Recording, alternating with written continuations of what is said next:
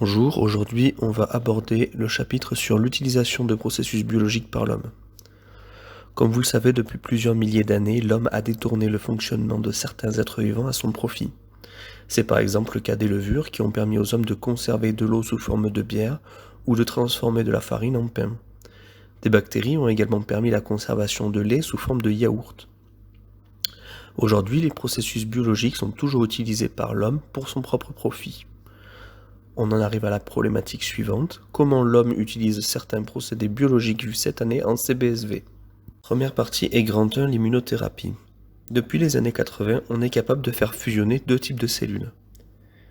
Ainsi, la fusion d'un plasmocyte avec une cellule cancéreuse a permis de générer une cellule capable à la fois de se reproduire indéfiniment tant qu'on lui apporte des nutriments, et à la fois capable de produire des anticorps dirigés contre l'agent pathogène qui a permis l'activation du lymphocyte B à l'origine de la formation du plasmocyte.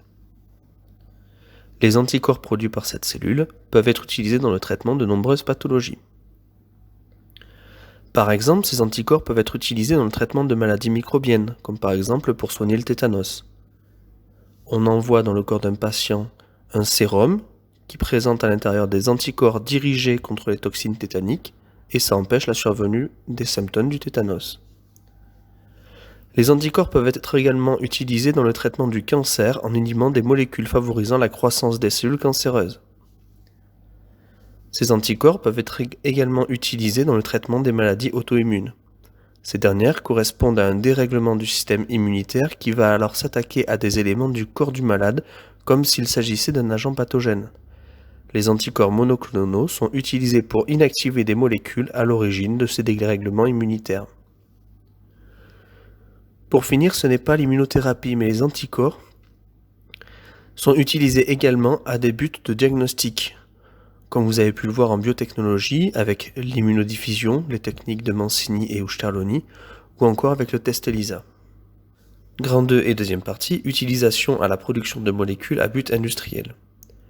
De grandes cuves ou bioréacteurs peuvent être utilisés pour cultiver des bactéries dans des conditions bien particulières. La culture de certaines bactéries en anaérobie, par exemple, permet de produire de l'acide lactique. Ce dernier a de nombreuses applications en cosmétique, médecine ou dans l'industrie.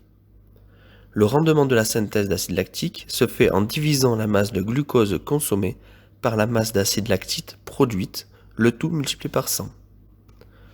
La culture de bactéries génétiquement modifiées permet également aujourd'hui la production de molécules indispensables en médecine. C'est comme ça par exemple qu'on va produire l'insuline qui permet de guérir le diabète insulinodépendant. Troisième partie et grand 3, utilisation du génome. Certaines régions du génome humain présentent un fort polyallélisme, c'est-à-dire qu'elles présentent de nombreux allèles dans la population humaine. En utilisant plusieurs de ces régions, on peut assez facilement connaître le degré de filiation entre deux individus ou faire correspondre des traces ADN sur le lieu d'un crime ou d'un délit à son auteur.